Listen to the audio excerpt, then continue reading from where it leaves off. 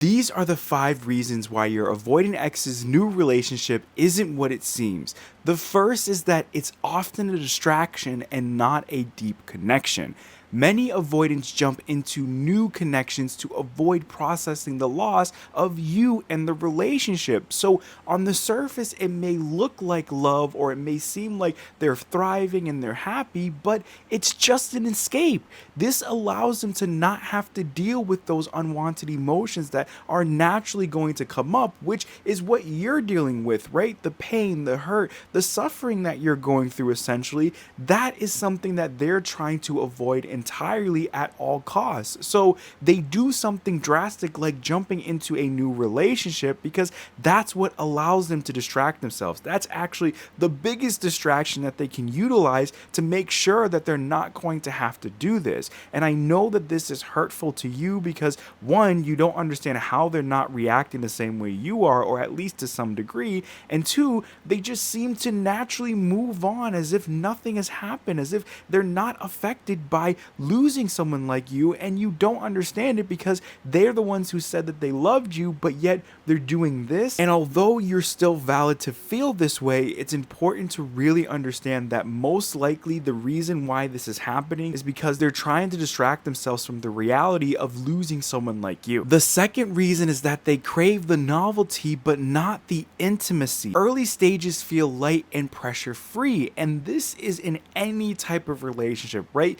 There's a very low chance that you're going to deal with any conflicts or have to go into more of that commitment phase in the beginning because it's in that honeymoon phase, right? The both of you are in this phase where everything feels perfect. You really believe that this is exactly the relationship that you want and you can't see any flaws. But as you have experienced in any relationship, this is going to be temporary. And the longer that you're in the relationship, it's going to get more to that commitment stage where you're going to have to deal with potential conflicts and work through things, and it's going to get more deep. And when it gets to that, that's when they're going to respond the same way that they did with you with this person. And on top of that, it's most likely going to be even worse than what you experienced because they haven't done what is necessary to actually heal from this. So although again on the surface level it seems like they're going to be thriving in this relationship and it's the best thing for them, this is also another aspect of why this is the case because it's still fresh and new and they're in that honeymoon phase with that person. Which segues perfectly into the third thing, and that is they still haven't changed their emotional patterns. As I mentioned, they haven't done what is necessary to work on this, right? How could they? This tends to happen right after the breakup or a couple months after the breakup, which is still too soon for them to actually work on this and process why this relationship with you didn't work, which if they are actually doing this, they'll realize that this avoidant attachment style is the main culprit, but essentially they haven't had enough time and space away from the relationship to really start to look at things and understand how this avoidant attachment style has not only run amok on you guys' relationship, but every relationship that they've been in, and they need to seek professional help from a therapist to help them unwind this and figure out why they've adopted this avoidant attachment style in the first place so that they can show up in the relationship the way that they know that they can. If they avoided closeness with you, they're going to do it again with this person at some point in time. It may be a week from now, months, years. It's going to be at some point in time when that other person triggers this in some way or some form. The fourth thing is that they compare the emotional safety you gave them to this new person.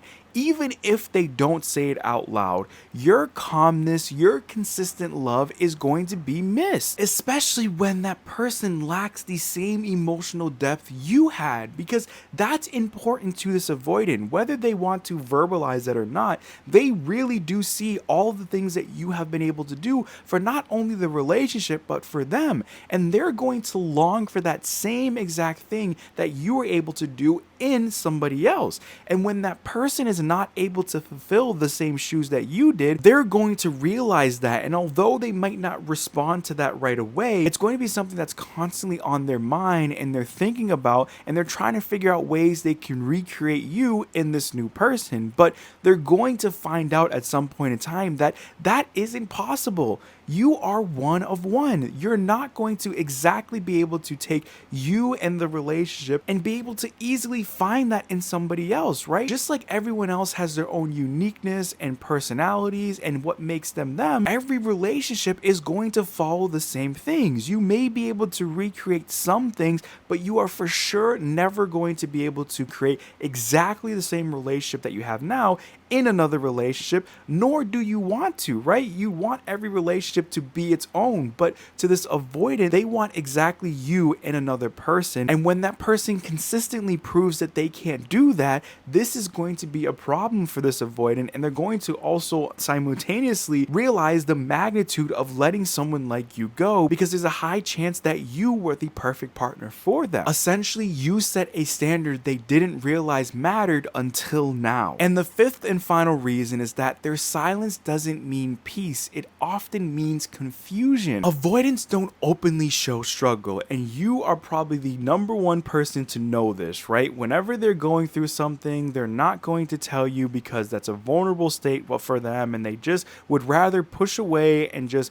deal with it on their own, but it's not really a healthy thing for them to do because they're not really working on it. They're ultimately suppressing it down. But that doesn't mean they're unaffected. They still feel those emotions at some point in time, and it tends to be on their own when there's no longer this distraction going on. So when they're not with that other person that's distracting them from this, they're essentially feeling all of these confusing emotions that's coming up all at once, and it overwhelms them to some point. And that's why you'll see them go even further in trying to do other things to distract themselves and just trying to get them to not have to process these things. But they are understanding the magnitude of losing someone like you and going into this relationship, because this relationship is proving your value, your worth, and how much you've done for them, right? Because it's most likely going to get to a point where that new partner is not going to uphold the relationship the same way you did, and they're going to have to realize that at some point in time, and they will. But in this moment, they're slowly starting to realize those things, because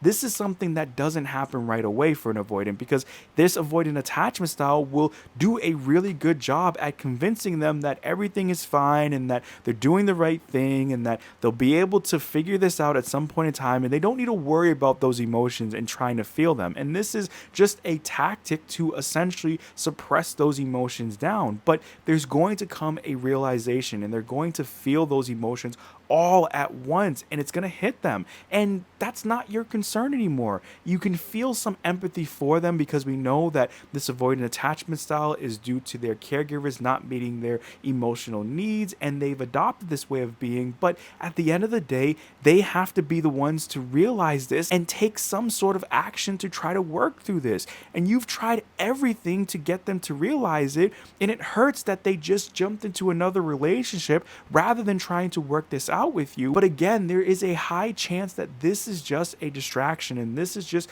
their way to try to avoid all of this realization, and that's going to fire back on them, and they're going to want to potentially try to reach out to you to see if there's a way to get back with you. And when that does happen, you have to ask yourself, do you want to entertain this any further? Because they have clearly shown you that they're not willing to essentially do what's necessary to work on this by making a drastic move and just jumping into a new relationship, and instead of just working on things with you. And you are the only one that deep down knows the answer to that question. And whatever you do come up with, it's important for you to stick to that, because that is what's best for you. And now more than ever, it's important for you to prioritize yourself and putting in all of that energy and effort that you were putting into the relationship back into yourself and figuring out what is the next best thing for you. And chances are the next best thing is for you to go no contact with this person, so that you can get the space away from them in the relationship and prioritize yourself and your healing journey. I hope that you did enjoy today's video. If you did, please make sure to hit that like button. If you're new here, make sure to subscribe, and I will see you in the next video.